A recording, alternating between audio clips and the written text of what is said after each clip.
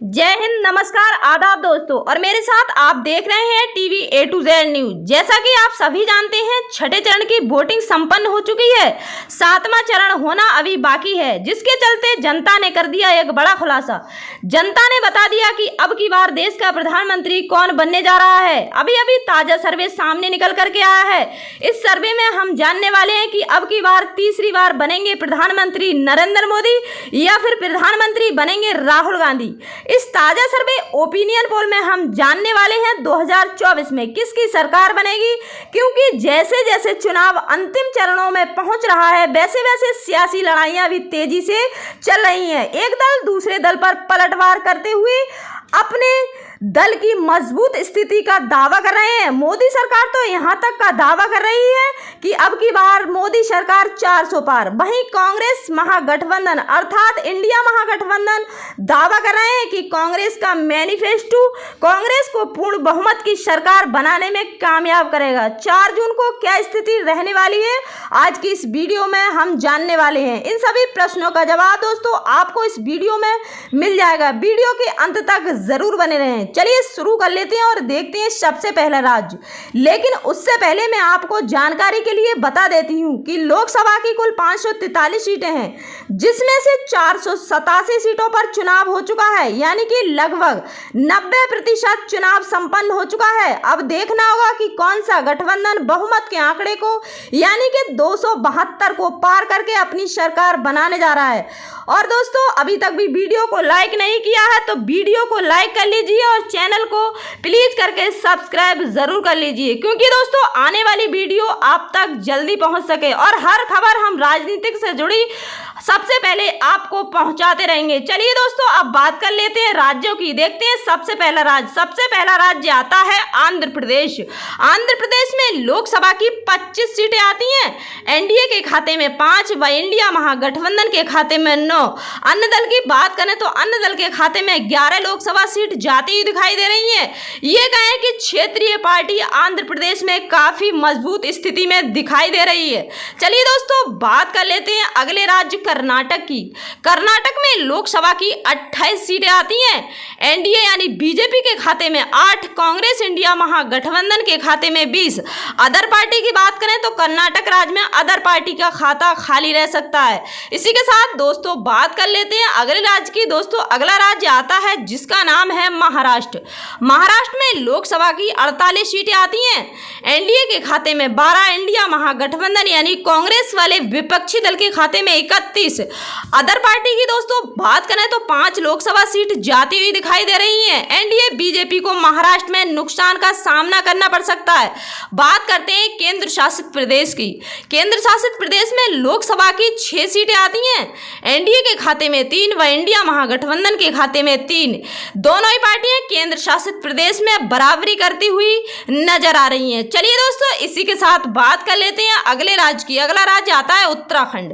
उत्तराखंड में दोस्तों लोकसभा की 5 सीट हैं। बीजेपी के खाते में 3, इंडिया महागठबंधन के खाते में 2। अदर पार्टी की दोस्तों बात करें तो कोई सीट नहीं। उत्तराखंड में इंडिया महागठबंधन को 1 सीट से नुकसान का सामना करना पड़ रहा है। वहीं दोस्तों बात कर लेते हैं पश्चिम बंगाल की। पश्चिम बंगाल में लोकसभा की 42 सीटें आती हैं। बीजेपी के खाते में 9, इंडिया महागठबंधन के खाते में 29। अदर पार्टी की बात करें तो 4 लोकसभा सीट जाती हुई दिखाई दे रही है। पश्चिम बंगाल में एनडीए बीजेपी को यानी भारतीय जनता पार्टी को नुकसान का सामना करना पड़ सकता है। वहीं बात कर लेते हैं उड़ीसा की। उड़ीसा में लोकसभा की 21 सीटें आती हैं। एनडीए गठबंधन के खाते में 5, वहीं इंडिया महागठबंधन के खाते में 7। अदर पार्टी की बात करें तो उड़ीसा राज्य में नवीन पटनायक उनकी पार्टी को 9 लोकसभा सीट मिलती हुई नजर आ रही है। ये कहें कि उड़ीसा राज्य में क्षेत्रीय पार्टी काफी मजबूत दिखाई दे रही है। इसी के साथ बात करते हैं अगले राज्य उत्तर प्रदेश की। उत्तर प्रदेश में लोकसभा की 80 सीटें आती हैं। एनडीए के खाते में 35, इंडिया महागठबंधन कांग्रेस के खाते में 45। अदर पार्टी की बात करें दोस्तों तो उत्तर प्रदेश में अदर पार्टी का खाता खुलने की संभावना नहीं है। उत्तर प्रदेश में एनडीए बीजेपी को नुकसान का सामना करना पड़ सकता है। वहीं बात करें बिहार की। बिहार में दोस्तों लोकसभा की 40 सीटें आती हैं। इंडिया महागठबंधन के खाते में 20, एनडीए के खाते में 10। अदर पार्टी की बात करें तो बिहार राज्य में 10 लोकसभा सीट जाने का अनुमान है। चलिए दोस्तों इसी के साथ बात कर लेते हैं अगले राज्य की। दोस्तों अगला राज्य आता है हरियाणा। हरियाणा में लोकसभा की 10 सीटें हैं। एनडीए के खाते में भी 5 व इंडिया महागठबंधन के खाते में भी 5। हरियाणा राज्य में दोनों ही पार्टियों में कांटे की टक्कर देखने को मिल सकती है। हरियाणा राज्य में अदर पार्टी का खाता खुलने की संभावना नहीं है। वहीं दोस्तों बात कर लेते हैं अब पंजाब की। पंजाब में लोकसभा की 13 सीटें आती हैं। इंडिया महागठबंधन के खाते में 10, एनडीए बीजेपी के खाते में 3। अदर पार्टी का खाता खुलने की संभावना नहीं है। एनडीए बीजेपी को पंजाब राज्य में नुकसान का सामना करना पड़ सकता है। इसी के साथ दोस्तों बात कर लेते हैं अगले राज्य गोवा की। गोवा में दोस्तों लोकसभा की 2 सीटें आती हैं और दोनों की दोनों सीटें इंडिया महागठबंधन यानी कांग्रेस वाले विपक्षी दल के खाते में जाती हुई नजर आ रही हैं। एनडीए बीजेपी का सफाया होता हुआ दिखाई दे रहा है। चलिए दोस्तों अब बात कर लेते हैं अगले राज्य असम की। असम में लोकसभा की 14 सीटें आती हैं।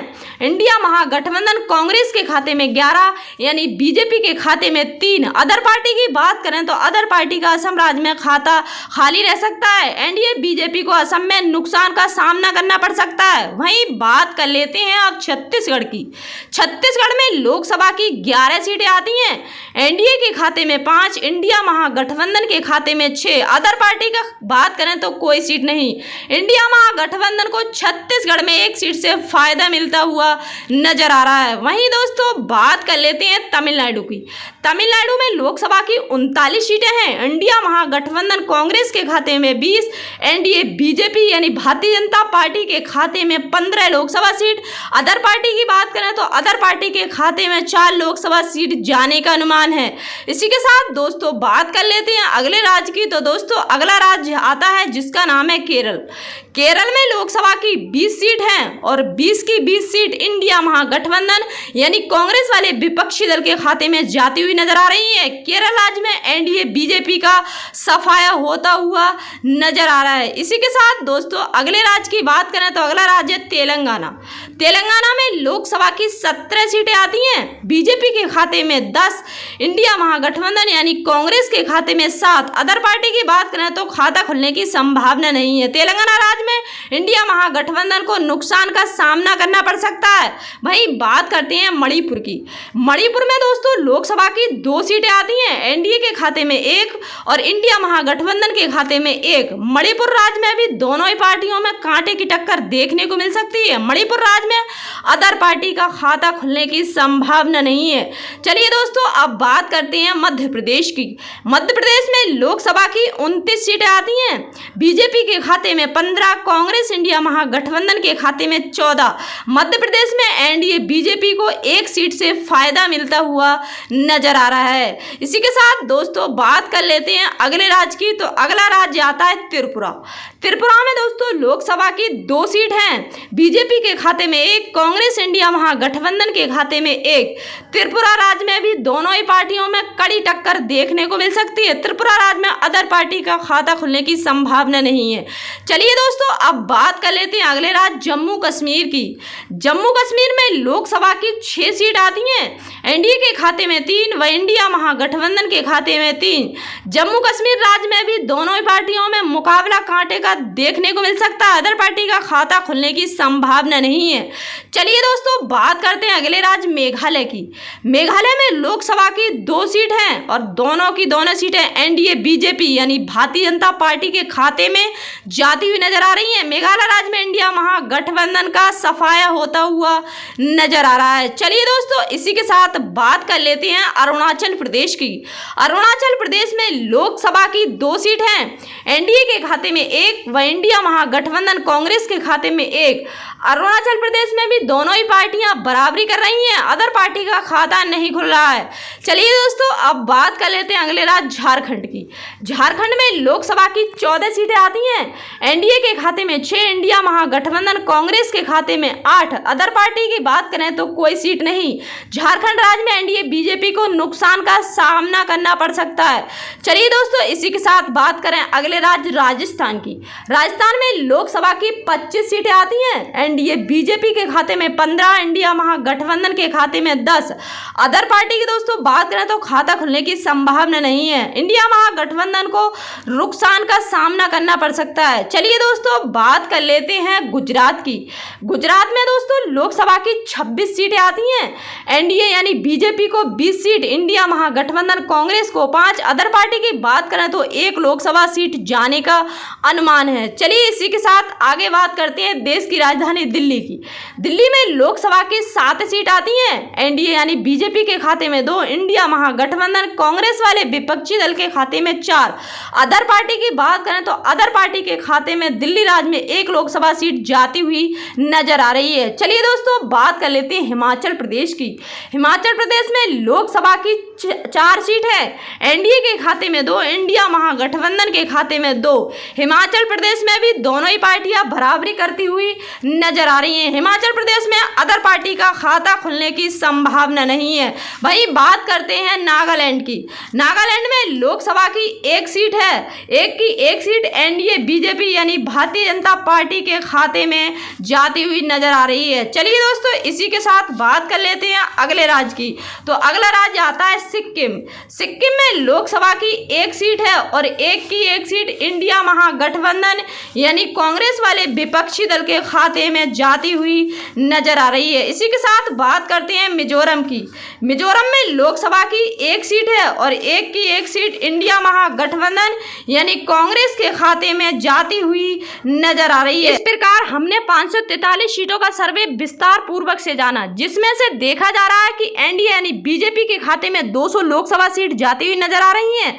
वहीं इंडिया महागठबंधन यानी कांग्रेस के खाते में 297 लोकसभा सीट जाती हुई दिखाई दे रही हैं। वहीं दोस्तों अन्य दल की बात करें तो अन्य दल के खाते में 46 लोकसभा सीट जाती हुई दिखाई दे रही हैं। तो दोस्तों ये तो थी 28 राज्य व केंद्र शासित प्रदेशों की 543 सीटें, जिसमें से आप देख सकते हैं और मैंने आपको पहले ही बताया था कि बहुमत का आंकड़ा यानी कि 272 को कौन पार कर पाएगा। अब की बार इस ओपिनियन पोल के आधार पर लग रहा है कि इंडिया महागठबंधन बहुमत के आंकड़े को पार करके अपनी सरकार बनाने जा रहा है। और साथियों आप लोगों को क्या लगता है कि अब की बार किसकी सरकार बनेगी और आप लोग किसकी सरकार बनते हुए देखना चाहते हैं, हमें कमेंट करके जरूर बताएं, क्योंकि जनता की राय लोकतंत्र को मजबूत बनाने के लिए अत्यधिक महत्वपूर्ण होती है। इसलिए दोस्तों आप अपनी कीमती राय हमें अवश्य दें और हमारे इस ओपिनियन पोल में आपको कोई समस्या लगे तो हमें कमेंट बॉक्स में जरूर बताएं। चलिए दोस्तों मिलते हैं अगली वीडियो में,